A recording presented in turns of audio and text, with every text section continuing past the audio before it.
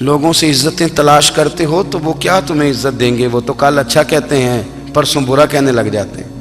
لوگوں کے سامنے گڈ بک میں آنا چاہو گے تو وہ تو سویرے تمہارے بارے میں کچھ کہیں گے، شام کچھ اور کہیں گے۔ اپنی روحانی زندگی آباد کریں، اپنے مسلح کو وقت دیں، اور دنیا سے چھپ کر، اس موبائل کو بند کر کے، اور اپنے آپ سے بھی چھپ کے اور تنہا ہو کے، چھپا کے سارا کچھ اپنے آنسو اپنے رب کی بارگاہ میں پیش کریں، اس کے حضور حاضری دیں۔ سنو نا ترمذی کی حدیث، اور اسے یاد رکھنا، نبی پاک علیہ السلام نے فرمایا اپنے دکھ لوگوں کے سامنے نہ بیان کرنا، سیٹھوں نوابوں کو نہ بتاتے پھرنا، دنیا داروں کے سامنے جا کے نہ رونا کہ میں تکلیف میں ہوں۔ فرمایا اگر دنیا داروں کو دکھ بتاؤ گے رب تمہیں کبھی غنی نہیں کرے گا۔ اور لوگ ہیں کہ الٹا مذاق اڑائیں گے آپ کی، جس سے بڑی پکی یاری ہے نا، پکی، وہ تب تک پکی ہے جب تک آپ نے 50,000 مانگا نہیں، اور جس وقت آپ نے کہہ دیا کہ میں مجبور ہوں میری مدد کر، تو پھر ختم ہو گئی دوستی۔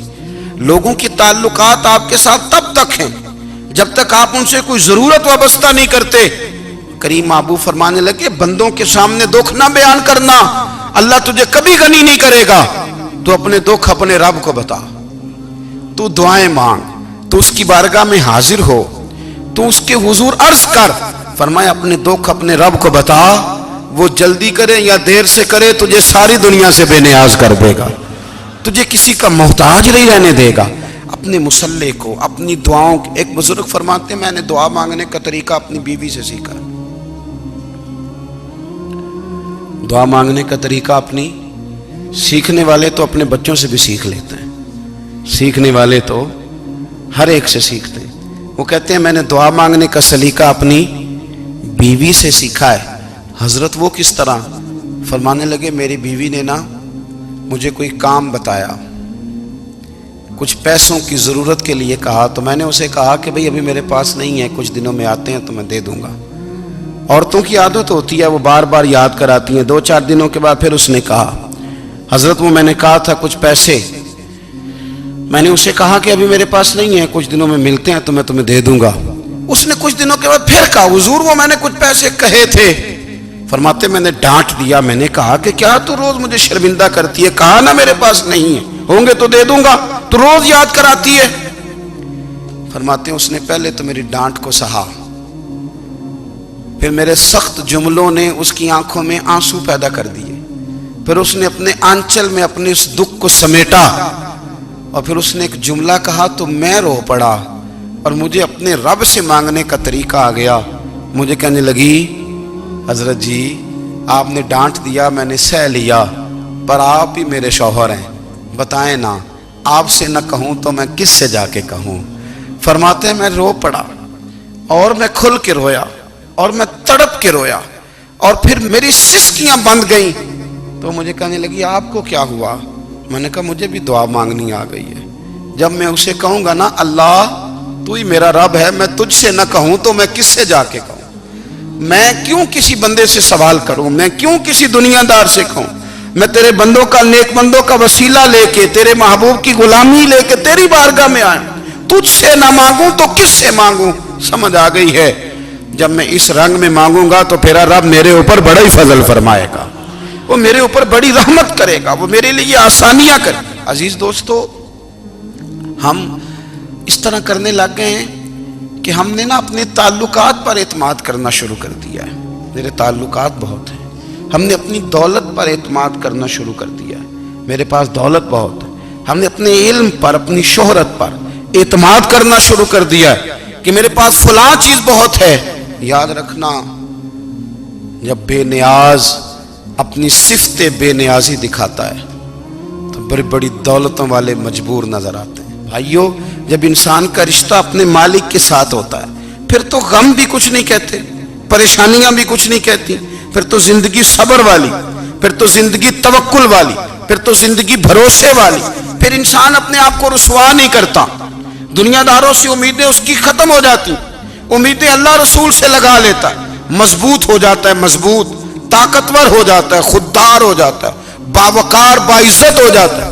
حضرت بہلول دانا رحمت اللہ علیہ بیٹھے تھے تو ہارون رشید حج کر کے آ رہا تھا، تو رستے میں حضرت شیخ سے ملاقات ہو گئی تو السلام علیکم کے بعد کہنے لگا حضور کوئی حکم ہو تو بتائیے گا. تو حضرت بہلول دانا فرمانے لگے تیرا رب کون ہے؟ اس نے کہا اللہ. تو فرمایا میرا کون ہے؟ کہا اللہ. فرمانے لگے تو بڑا ہی بیوقوف ہے، کیا تو یہ سمجھتا ہے کہ رب ہارون رشید کو تو دے گا اور بہلول دانا کو بھول جائے گا؟ تیرا بھی وہی رب ہے، میرا بھی وہی رب ہے. اس نے اگر تجھے دے کے آزمایا ہے تو ہو سکتا ہے مجھے نہ دے کے آزما رہا ہو. جب اس کی حکمت کے تقاضے ہوں گے تو عطا کرے گا اور دے گا. تو جا اپنا کام کر. بھائی اپنی روحانی زندگی، اپنی عبادات، اپنے وظائف، اپنے روزمرہ کے معاملات، اپنی دعائیں، اپنا استغفار. دیکھو کوئی مشکل کام تو نہیں 2 رکوع ہیں سورہ واقعہ کہ اگر رات کو پڑھ لی جائے تو. میں کس طرح یہ بات بیان کروں کہ تعویذ بانٹنا آسان ہے اور وظیفہ بتانا مشکل ہے. سارا دن تعویذ بانٹیں تو لوگ لینے کو تیار ہیں، اور اگر آپ وظیفہ بتائیں تو کہتے ہیں تو مشکل کام ہے. او خدا کے بندے، اگر آپ کا تعلق قرآن پاک کے ساتھ مضبوط ہو، قرآن پاک کے ساتھ اگر آپ کا رشتہ ہو، لوگ سفارشیں ڈھونڈتے ہیں نا دنیا میں، کوئی تعلق مل جائے تو میرا کام ہو جائے. دنیا میں اتنا مشکل معاملہ ہے، آخرت میں مجھے بتائیے گا کتنا مشکل معاملہ ہوگا. میرے نبی پاک صلی اللہ تعالی علیہ وسلم نے فرمایا جو لوگ سورہ ملک پڑھا کرتے تھے نا، سورہ ملک، یہ سورت ملک قیامت میں ان کی سفارش کرے گی، اور اس طرح کرے گی کہ کہے گی اے اللہ یہاں اس بندے کو جنت میں داخل کر دے یا مجھے قرآن پاک سے علیحدہ کر دے. تو رب فرمائے گا جا اس کا دامن تھام کے اسے جنت تک پہنچایا. آپ بات کو سمجھیں، جب آپ کے تعلقات اپنے معاملات کے ساتھ مضبوط ہوں گے. یہ نبی کریم نے وعدہ کیا ہے کہ تو سورت واقعہ پڑھ تیرے گھر میں فاقہ نہیں آئے گا. حضرت عبداللہ ابن مسعود رضی اللہ تعالیٰ عنہ بیمار تھے تو حضرت عثمان غنی رضی اللہ تعالیٰ عنہ تیمارداری کے لیے تشریف لے گئے اور جا کر کے کہا کہ آپ بڑے بیمار ہیں، آپ کی بیٹیاں زیادہ ہیں، میں چاہتا ہوں کہ خزانے میں سے کچھ مدد کروں. تو سیدنا عبداللہ ابن مسعود رضی اللہ تعالیٰ عنہ اٹھ کے بیٹھ گئے اور کہنے لگے امیر المومنین، اللہ آپ کو میری طرف سے، میری بیٹیوں کی طرف سے بہتر صلہ دے. میری بیٹیوں کو کسی خزانے کی ضرورت نہیں، میں نے انہیں خزانہ دے دیا ہے. کہا جناب آپ نے کون سا خزانہ دیا ہے، میں آپ کے مالی معاملات کو جانتا ہوں. تو فرمانے لگے امیر المومنین، میرے نبی کریم نے فرمایا ہے جو سورت واقعہ پڑھے اسے کبھی فاقہ نہیں آتا. میں نے بیٹیوں کو یاد کرا دی ہے، یہ خزانہ میں نے انہیں دے دیا ہے. وہ سارے والدین سنیں جو بیٹیوں کے لیے پریشان رہتے. حضرت عبداللہ ابن مسعود نصیحت کر رہے ہیں، فرمانے لگے میں نے سورت واقعہ یاد بھی کرا دی ہے، پڑھنے کی عادت بھی ڈال دی ہے. حضور نے فرمایا ہے جو سورت واقعہ پڑھے اسے فاقہ نہیں آتا. کہنے لگے چاند تو اپنی جگہ چھوڑ سکتا ہے، سورج گر سکتا ہے، تارے ٹوٹ سکتے ہیں، پر مدینے والے رسول کی بات غلط نہیں ہو سکتی. حضور نے فرمایا فاقہ نہیں آئے گا تو انشاءاللہ کبھی بھی نہیں آئے گا. کرنے کا کام یہ ہے کہ ہم اپنے معاملات، اپنی عبادات، اپنی دعائیں، کبھی 10 منٹ عادت ہو جائے نا دعا مانگنے کی علیحدہ سے رات کو. حضور نے فرمایا جو فرض نماز کے بعد دعا مانگے اللہ اس کی قبول کر لیتا ہے. نبی پاک صلی اللہ تعالی علیہ وسلم نے فرمایا اللہ مسافر کی دعا قبول فرماتا ہے. حضور نے فرمایا اللہ مظلوم کی دعا قبول فرماتا ہے. حضور نے فرمایا بیمار سے دعا کراؤ اللہ اس کی دعا قبول فرماتا ہے. میرے نبی پاک نے فرمایا ماں باپ جب بھی اولاد کے لیے ہاتھ اٹھائیں، ویسے تے بلے شاہ تو آسمانی اڈ دیا ہی پھڑ دیں، جڑا گھر بیٹھا انہوں بڑھیا ہی نہیں. حضور فرمانے لگے ماں باپ جب بھی اولاد کے لیے دعا فرمائیں اللہ ان کی دعا کو قبول کرتا ہے. آپ اپنا تعلق بنائیں دعا کے ساتھ، عبادت کے ساتھ، مصلی کے ساتھ رشتہ بنائیں، استغفار پڑھیں. صلاح الدین ایوبی صلیبی جنگوں میں تھے، رات کو مسجد اقصیٰ میں نماز پڑھی تو پریشان تھے. ایک بزرگ سے ملاقات ہوئی تو وہ کہنے لگے کہ آپ بڑے پریشان ہیں. کہنے لگے حضور پریشان اس لیے ہوں کہ پہلے ہی مسلمان کمزور ہے، اب میں نے سنا ہے دشمن کا ایک بحری بیڑا وہ جنگی سامان سے بھرا ہوا آ رہا ہے، تو اب ان کے پاس اور تلواریں اور نیزے آ جائیں گے، مسلمانوں کے پاس پہلے ہی وسائل کی کمی ہے، پریشان ہو کس طرح کر کے مقابلہ کریں گے. یہ بات کہتے ہی صلاح الدین ایوبی نے بزرگوں سے کہا حضور آپ بھی دعا کرنا، دعا کی بڑی طاقت ہے. میرے نبی پاک نے فرمایا دعا مومن کا ہتھیار ہے، دعا مومن کا، دعا مومن کا۔ حضور نے فرمایا تقدیر کو سوائے دعا کے کوئی چیز نہیں بدل سکتی، دعا مومن کا ہتھیار ہے، یہ کافر کے پاس کوئی نہیں، یہ ہتھیار ہے مومن کا۔ اللہ کرے آپ کو سمجھ آئے، پھر سنیں، کئی بار کہہ چکا ہوں یہ ہتھیار ہے۔ کافر کے مقابلے میں جو تیرے پاس سب سے بڑا ہتھیار ہے وہ دعا ہے۔ دعائیں کرانی چھوڑ دی، کرنی چھوڑ دی، لینی چھوڑ دی۔ حضرت سیدنا انس بن مالک رضی اللہ تعالیٰ عنہ فرمایا کرتے تھے، میں نے وہ رنگ دیکھا ہے جب حضور دعا مانگتے تھے اور حضور کی مقدس آنکھوں میں آنسو بھی ساتھ ہی بہا کرتے تھے، میں نے وہ انداز دیکھا ہے۔ تو صلاح الدین ایوبی بزرگ سے کہنے لگے آپ بھی دعا کیجیے، اور خود رونے لگے اور سر سجدے میں رکھ کے رونے لگے، اور عشاء سے لے کر فجر تک روئے، خوب روئے۔ صبح وہ بزرگ آئے تو صلاح الدین ایوبی کا خوبصورت اور ہنستا ہوا چہرہ دیکھا، کہنے لگے آپ بڑے خوش ہیں، رات تو میں نے بڑے روتے ہوئے دیکھا تھا۔ تو کہنے لگے حضور وہ جو بحری بیڑا آ رہا تھا نا وہ پانی میں ڈوب گیا ہے، اب وہ نہیں آ رہا، ابھی خبر آئی ہے تو میں بڑا خوش ہوں۔ بزرگ کہنے لگے اٹھ سینے سے لگ اور سن ایک بات، وہ بحری بیڑا پانی میں نہیں ڈوبا، وہ تیرے آنسوؤں میں ڈوب گیا ہے۔ وہ جو تو رات رویا ہے نا رب کریم کی بارگاہ میں تو وہ ڈوب گیا ہے۔ حضرت عائشہ صدیقہ رضی اللہ تعالیٰ عنہ فرماتی ہیں ایک عورت تھی اور اسے نبی پاک صلی اللہ تعالیٰ علیہ وسلم نے نا وہ کلمہ پڑھ کے مسلمان ہوئی، مدینہ طیبہ آ گئی تو حضور نے مسجد نبوی شریف میں اس کے لیے مکان، ایک سادہ سا کمرہ ساتھ مسجد کے بنوا دیا، وہیں رہنے لگی۔ اکثر وہ سیدہ طیبہ کے پاس آتی تو حضرت عائشہ صدیقہ رضی اللہ تعالیٰ عنہ فرماتی ہیں وہ بڑی باتیں سناتی اور آخر میں کہتی وہ ہار والا دن بھی بڑا عجیب دن تھا اور میرے رب کی قدرتوں کا دن تھا، وہ بھی بڑا عجیب دن تھا۔ سیدہ عائشہ صدیقہ رضی اللہ تعالیٰ عنہ ایک دن فرمانے لگی کہ تو ہار والے دن کا بڑا ذکر کرتی ہے، وہ کیا دن تھا؟ تو خاتون کہنے لگی اماں جی وہ دن تھا جب میرے رب پر بھروسہ اور مضبوط ہو گیا، جس دن میرا اپنے رب پر توکل اور بڑھا، میرے ایمان میں یقین میں اور پختگی آئی۔ کہنے لگی میں ایک گھر کی کنیز تھی، نوکرانی تھی، اس گھر میں ایک بچی تھی جس کے پاس سونے چاندی ہیرے جواہرات کا ہار تھا۔ اس زمانے میں نا چمڑے کے اوپر لوگ ہیرے جواہرات لگاتے تھے، کئی دفعہ سرخ رنگ کے چمڑے پہ لگائے جاتے تھے، وہ بچی پہنتی تھی۔ تو کہتی ہیں وہ بچی کے اس نے اتار کے رکھا یا اس سے گرا وہ ہار تو چیل اسے اٹھا کے لے گئی گوشت سمجھ کے اور میرے سامنے اٹھا کے لے گئی۔ گھر والوں نے مجھ سے پوچھا، یہ بخاری میں موجود ہے، گھر والوں نے پوچھا مجھ سے کہ وہ ہار کہاں ہے تو میں نے کہا چیل اٹھا کے لے گئی۔ گھر میں کچھ چوری ہو جائے تو سب سے پہلا الزام کس پہ لگتا ہے؟ ملازمین پہ۔ کہتے انہوں نے مجھے بڑا مارا، بڑی تکلیف تھی، حتیٰ کہ میری شرمگاہ تک کی تلاشی، میری عزت اتنی خراب کی میں بتا نہیں سکتی۔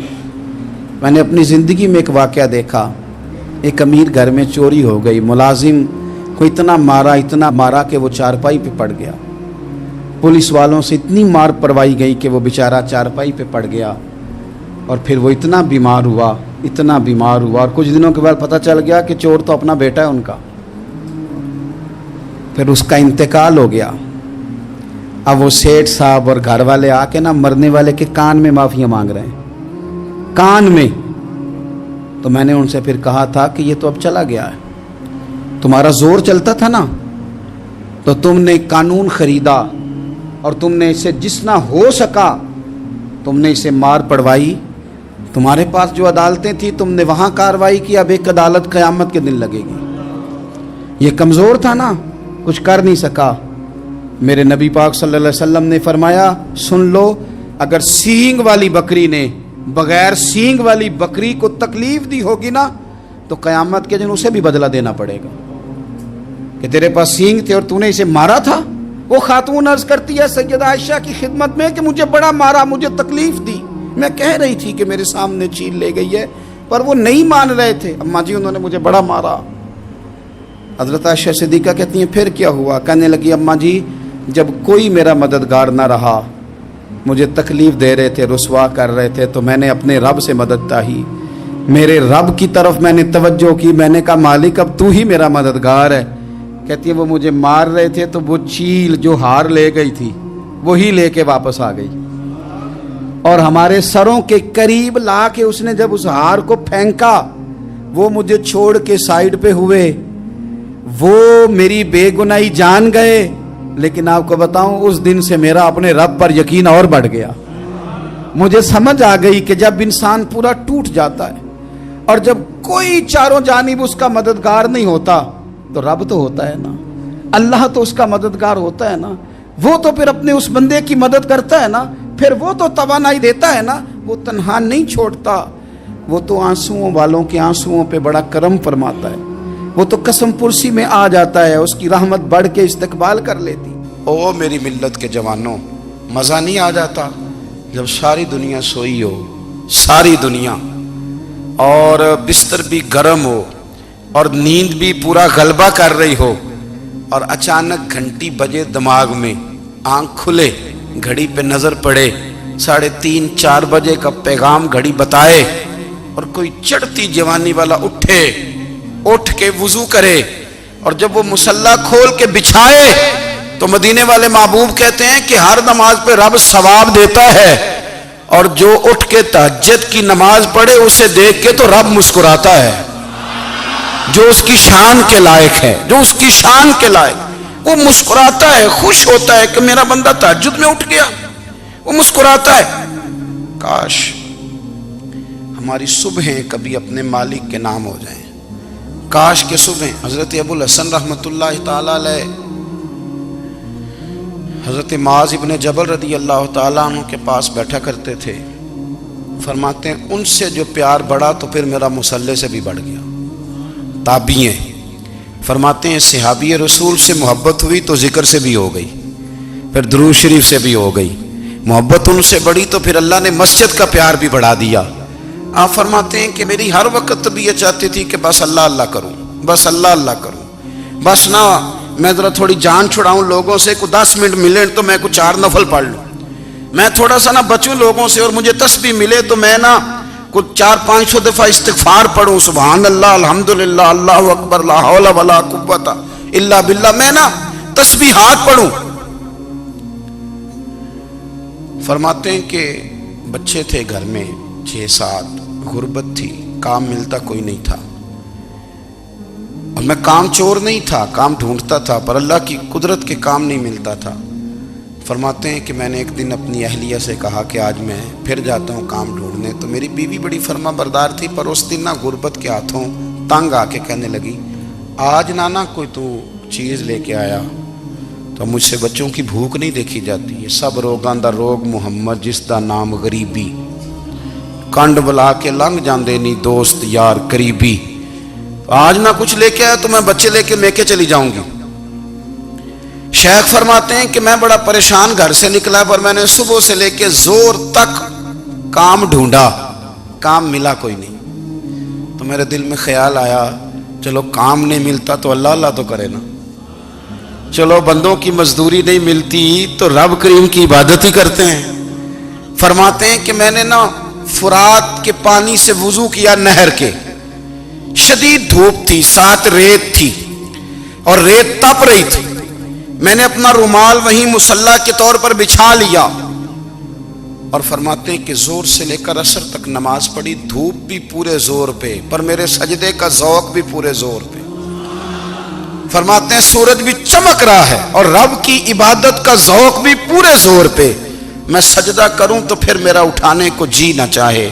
मेरे उस्ताद लिखा करते थे, ये उनका शेर है, वो कहा करते थे मुझे सोज दे, मुझे साज दे, और मुझे नीम शब का न्याज दे, दमे सजदा खुद को मैं तोड़ दूं, मुझे ऐसा ज़ौक़ नमाज दे।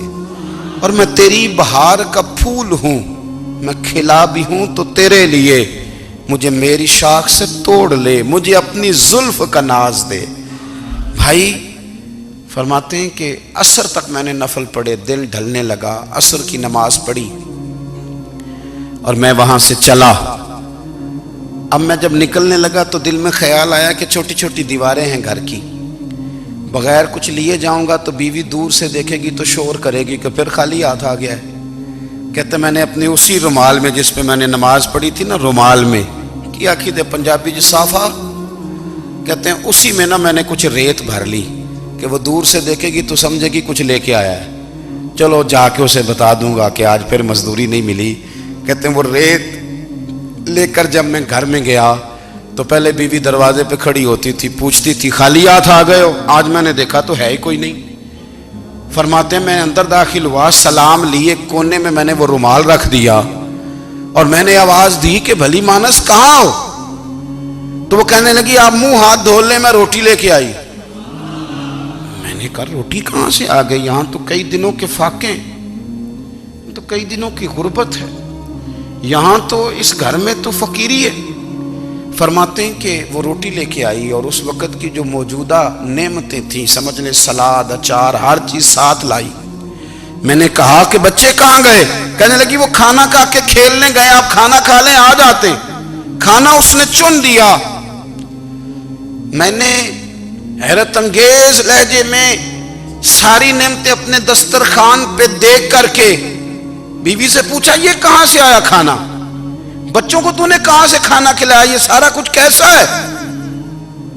तो कहने लगी पता नहीं आज आप किस करीम की मजदूरी करने चले गए थे, पता नहीं किस करीम की, मेरे घर में तो इतनी नेमतें आई हैं कि मुझसे संभाली नहीं जा रही, इतना अनाज है, इतना गंदुम है, किस करीम के दरवाजे आज चले गए थे? ये कहते कहते वो उठी और उठ करके कहने लगी पहले बड़ा कुछ आया था, अब क्या ले आए हो? और जा करके ना उसने वो रेत वाला रुमाल खोला, कहने लगे मैं तो लेके आया था रेत, तो मेरे रब ने उसे भी सोने और हीरे बना दिया था। जब आपकी तवज्जो अल्लाह की जानी, मेरे नबी पाक सल्लल्लाहु ताला अलैहि वसल्लम ने फरमाया हर चीज अपने रब से मांग, हर चीज मांग, हर चीज मांग। या रसूलल्लाह क्या कुछ? मेरे महबूब ने फरमाया तेरे घर में नमक भी खत्म हो जाए तो वो भी अपने रब से मांगा कर, तू मांगना वो तुझे देगा, तो उसकी बारगाह में कशकोले तलब दराज तो करना।